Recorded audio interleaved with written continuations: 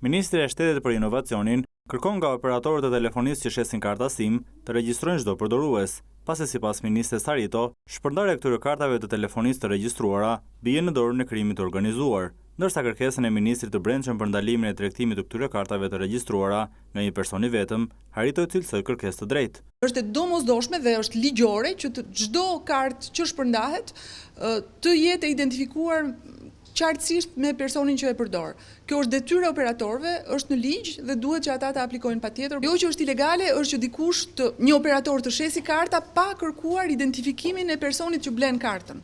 Dhe kjo është ilegale dhe kjo mund të përdoret nga krimi organizuar. Sa kaq përsa i përket basteve online, ministri Harito deklaroi se këto faqe që nuk kanë pasur licencë në Shqipëri janë ndaluar për javësh nga ofruesit e internetit. Por sfidë çdo ajo, mbetet automatizimi i sistemit, pasi këto kompania mjaft të fuqishme dhe të sofistikuara duke bërë ndryshime të shpeshta. Nxit gjithë krimin organizuar rrotull këtij aktiviteti. Për këtë arsye u ndërmor kjo iniciativë.